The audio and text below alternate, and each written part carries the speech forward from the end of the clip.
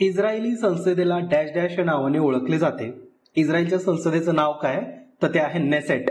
पर्याय क्रमांक 1.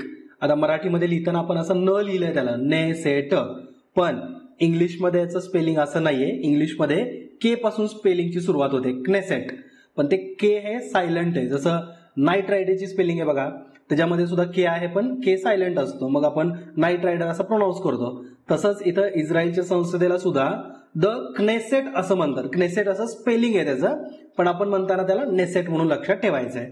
ठीक आहे. आता इस्रायलच्या संसदेचा मुद्दा आपण इथं का बघतोय तर इस्रायल आणि इराण हे दोन देश सध्या चर्चेमध्ये आहेत, एकमेकांसोबत युद्ध करतायत आणि तशी परिस्थिती जगामध्ये भीतीदायक वातावरण निर्माण करण्याची ते तयार करतायत. तर आता तुम्हाला स्टोरी मी अगदी थोडक्यात सांगतोय. इस्रायलने सुरुवात केली आहे. इस्रायलने काय केलं, इराणचे जे काही सैन्य प्रमुख वगैरे जे होते त्या दर्जाचे ऑफिसर्स, तर ते सिरियामध्ये गेले होते. सिरियामध्ये काहीतरी त्यांचं प्लॅनिंग वगैरे सुरू आहे. या संशयाने डायरेक्टली इस्रायलनी सिरियामधल्या त्यांच्या ठिकाणावरती बॉम्बिंग केलं. ओके. मग त्याच्यामध्ये ते इराणचे जे ऑफिशियल्स होते, जे अधिकारी होते, तर ते सगळे मेले. मग याचा बदला म्हणून काय केलं, इराणनी इस्रायलवरती ड्रोननी हमला केला. त्याला त्यांनी ऑपरेशन ट्रू प्रॉमिस असं नाव दिले. कुणी, इराणनी. जो हमला इस्रायलवर केला त्याला ऑपरेशन ऑनेस्ट प्रॉमिस किंवा ऑपरेशन ट्रू प्रॉमिस असं नाव इराणनी दिलेलं आहे इस्रायल विरुद्धच्या ड्रोन हमल्याला, किंवा क्रूज मिसाईल वगैरे त्यांनी वापरले त्याच्यासाठी. मग आता हे जे इराणकडून ड्रोन हमले वगैरे करण्यात आले होते ना, तर ते इस्रायलने सगळे हाणून पाडले. 99% जे ड्रोन होते हे जमिनीवरती पोहोचू पण शकले नाहीत, हवेमध्येच ते इस्रायलने उडवून टाकले इस्रायली डिफेन्स फोर्सनी. मग याच्यासाठी जे इस्रायलने ऑपरेशन राबवलं त्याला आयर्न शिल्ड असं नाव देण्यात आलंय. ओके. म्हणजे दोन ऑपरेशन्सची नावं लक्षात ठेवायची. ऑपरेशन ट्रू प्रॉमिस हे इराणनी इस्रायलवरती जे ड्रोन हमले केले त्याचं नाव आहे, आणि त्या ड्रोन हमल्यांना हवेतच नष्ट केलंय त्या ऑपरेशनचं नाव इस्रायलने ठेवलंय, ते म्हणजे आयर्न शिल्ड. ठीक आहे. म्हणजे शिल्ड म्हणजे आपण म्हणतो ना की बाबा प्रोटेक्ट करणारं कवच आहे, तर यस, आयर्न शिल्ड असं नाव इस्रायलने दिलेलं आहे. ठीक आहे. आता हे दोन्ही तुम्ही ऑपरेशन्सची नावं लक्षात ठेवायची. आता हे दोन देशांचं जगात पेटलंय, पण याचा परिणाम भारतावरती पण होतोय. आता तो कसा, तर भारताचा जो मुख्य जवळपास 80% तेल पुरवठा आहे ना, तर तो या पश्चिम आशियाई क्षेत्राच्या भागातून येतोय. मग आता हे जर क्षेत्र डिस्टर्ब राहिलं तर त्याचा परिणाम हा भारतावरती होणारच आहे ना. मग ह्या क्रूड ऑइलच्या किमती वगैरे वाढतील, किंवा जर साठा त्यांनी ब्लॉक केला तर बऱ्याचशा अडचणी येऊ शकतात.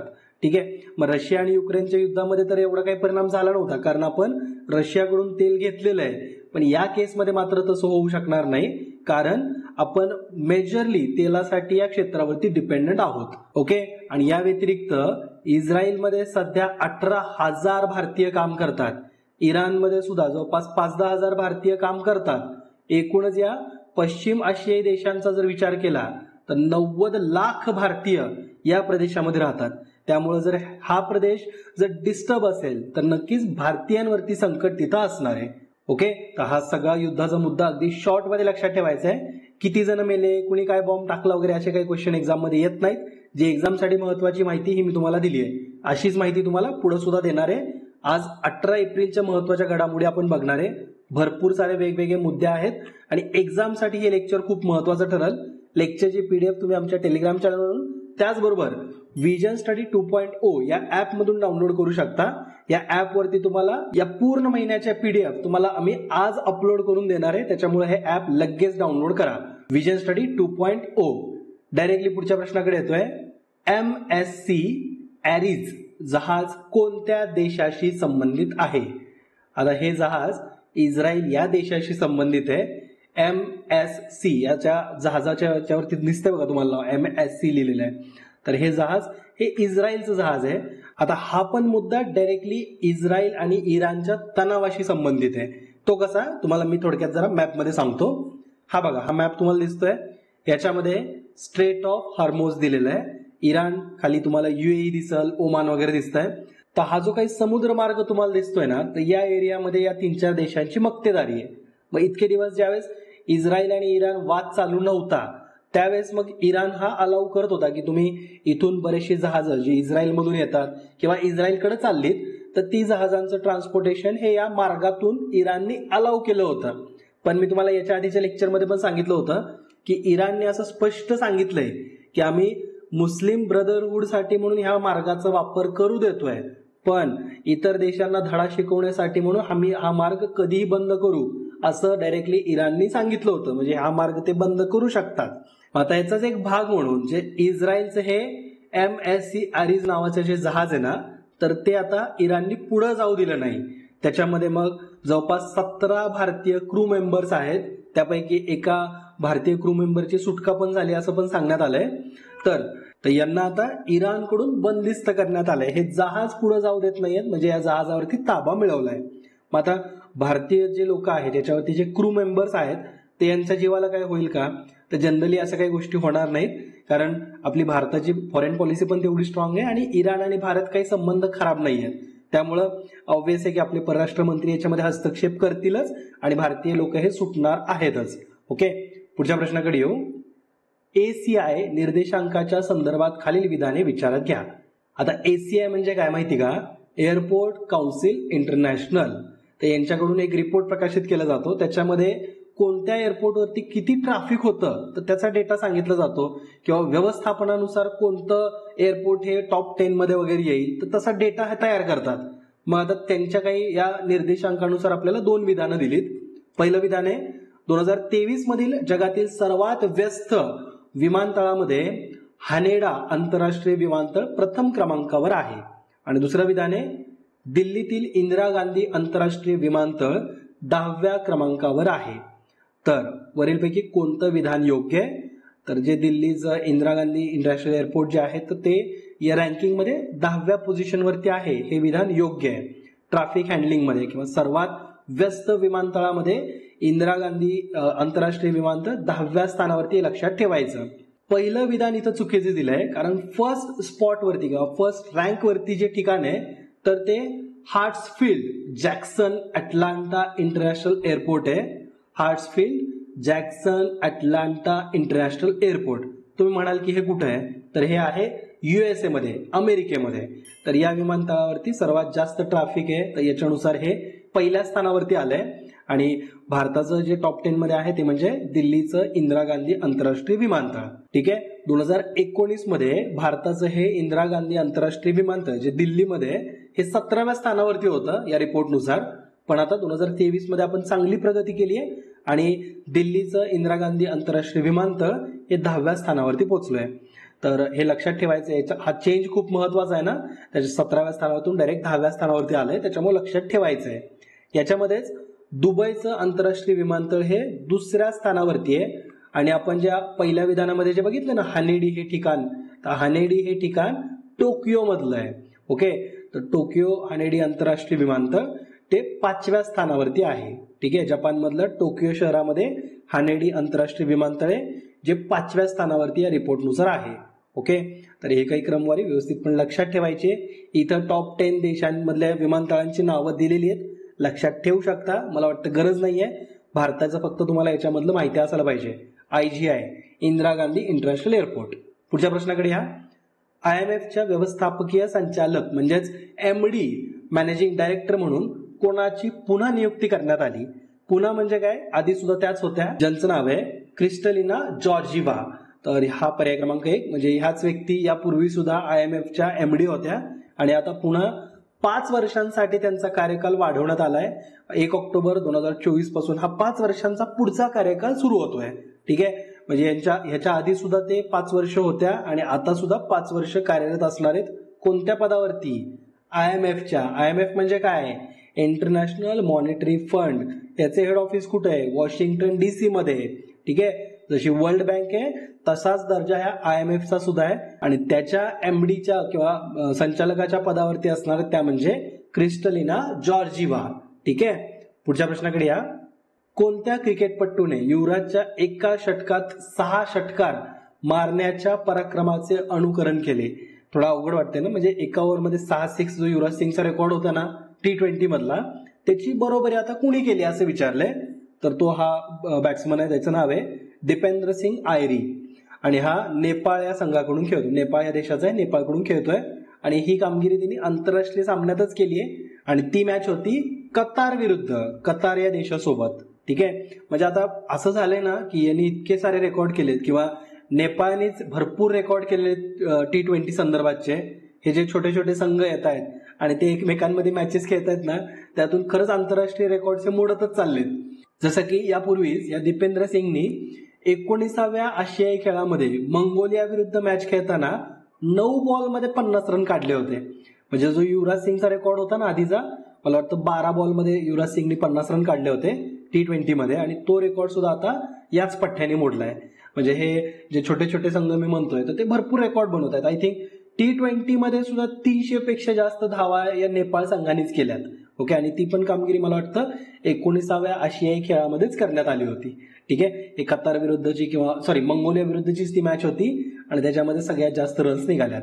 ठीक आहे. एक्झॅक्ट रन किती आहेत ना ते तुम्ही मला कमेंट करून कळवा, कारण मी फक्त एकदा हे माझं वाचनात आलं होतं तेवढंच मी तुम्हाला सांगतोय. या दीपेंद्र सिंग आयरीबद्दल आणखी लक्षात ठेवा की युवराज आणि पोलार्ड या दोघांचा रेकॉर्ड होता की एका ओव्हरमध्ये 6 सिक्स मारलेत T20 मध्ये.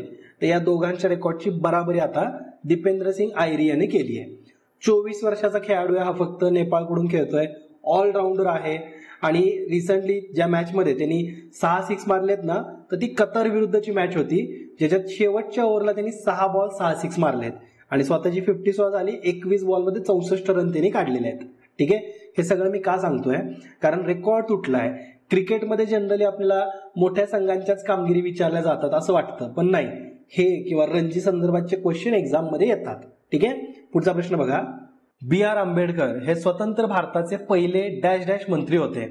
तर ते आपल्या स्वतंत्र भारताचे कायदा मंत्री होते आणि 15 ऑगस्ट 1947 रोजीच कायदा मंत्री या पदाची त्यांनी शपथ घेतली होती. म्हणजे कायदा मंत्री हे पद त्यांना मिळालं होतं. ओके, ही डेट पण लक्षात ठेवायची. ज्या दिवशी भारताला स्वातंत्र्य मिळाले ना, त्याच दिवशी आपल्या मंत्रिमंडळाचा विस्तार झाला होता आणि त्यात कायदा मंत्री म्हणून आपल्या डॉक्टर बाबासाहेब आंबेडकरांची निवड झाली. ठीक आहे. आता बाबासाहेब आंबेडकरांचा मुद्दा आपण इथं बघतोय, याचं कारण म्हणजे रिसेंटली त्यांची 133वी जयंती साजरी करण्यात आली. त्याच्यामुळे थोडी डिटेल माहिती आपण बाबासाहेब आंबेडकरांविषयी जाणून घेणार आहे, कारण आपल्याला महाराष्ट्राचे समाज सुधारकाच्या अंतर्गत आंबेडकरांवरती क्वेश्चन येतात. ठीक आहे. हे स्वतंत्र भारताचे पहिले कायदा मंत्री होते, न्यायमंत्री, भारतीय राज्यघटनेचे शिल्पकार म्हणून आपण त्यांना ओळखतो. त्याचबरोबर अस्पृश्यांसाठी किंवा दलितांसाठी सामाजिक भेदभावाविरुद्ध बऱ्याचशा मोहिमा त्यांनी राबवल्यात.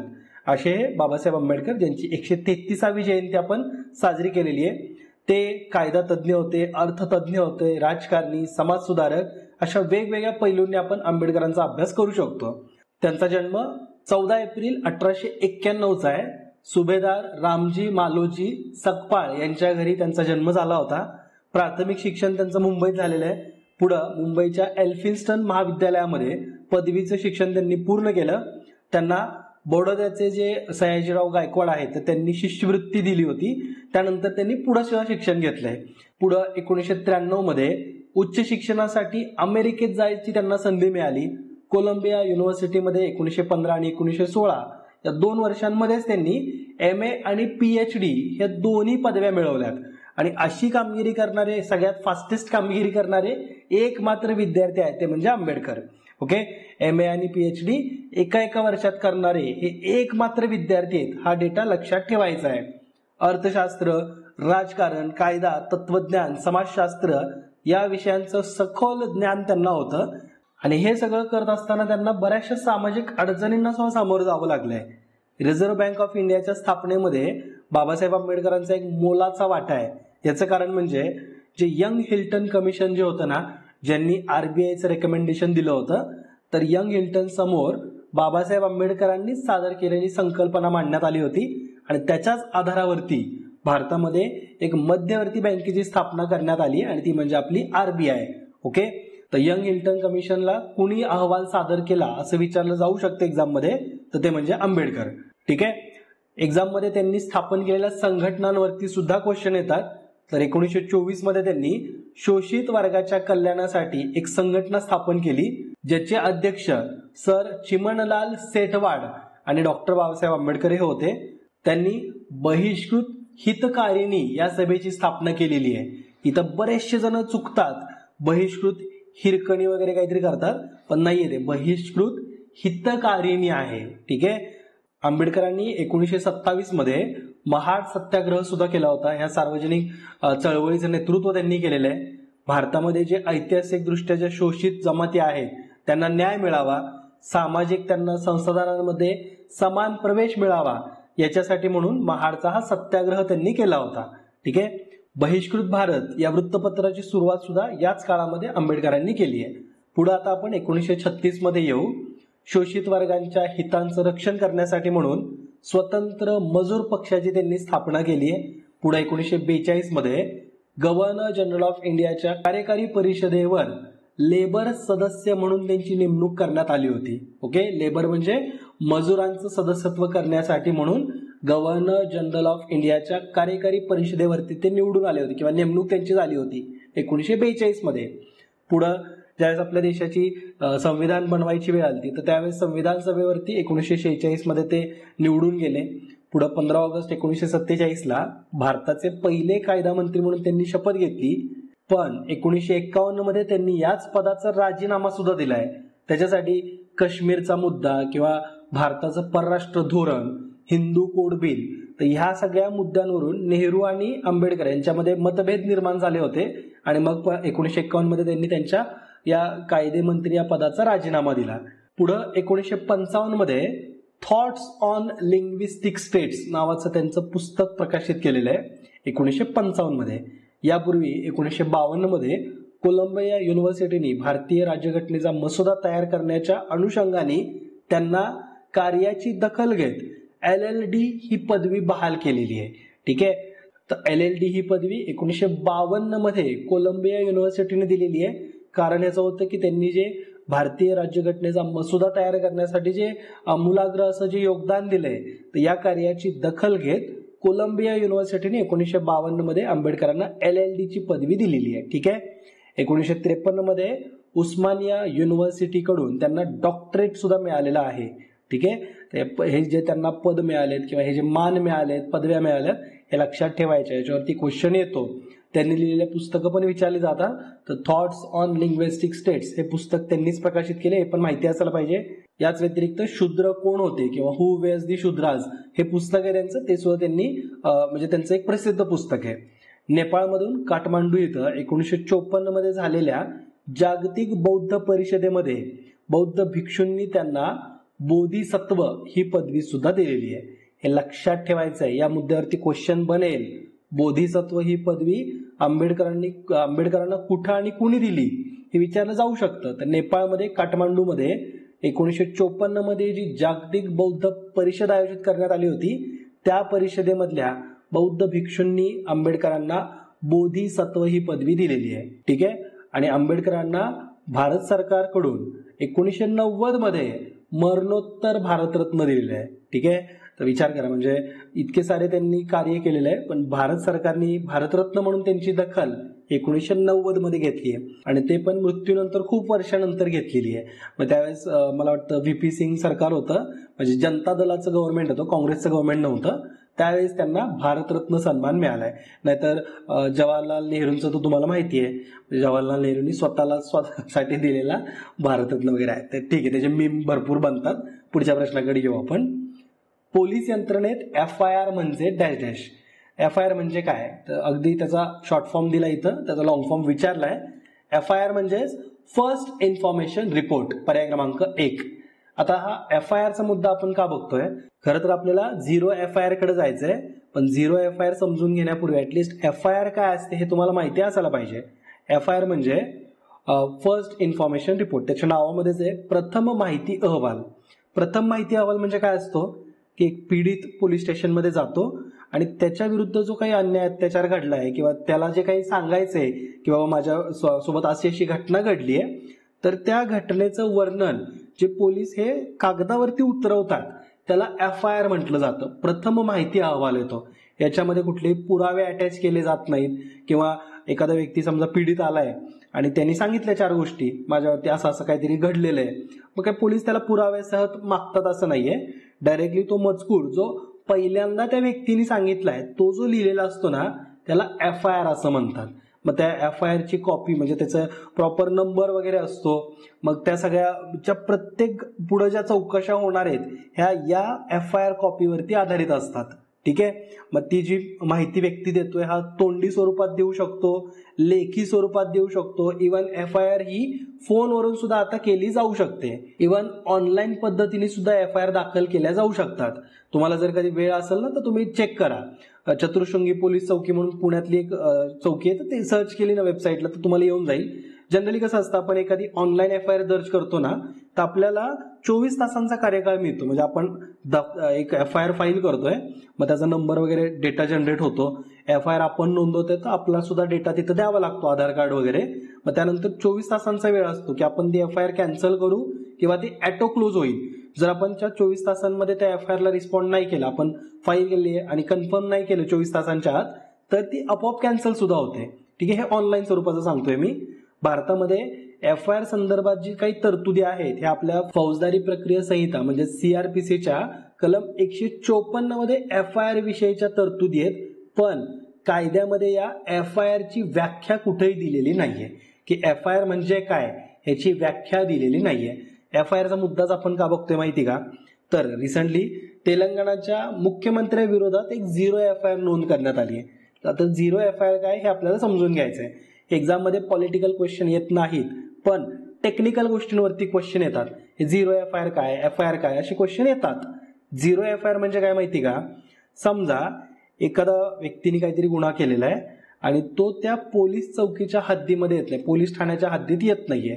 मग दुसऱ्या पोलीस ठाण्यात जर आपण त्याची जर तो गुन्हा दाखल केला किंवा FIR ची आपण तिकडे जर नोंद केली दुसऱ्या ठिकाणी, तर त्या नोंदीला झिरो FIR असं म्हणतात.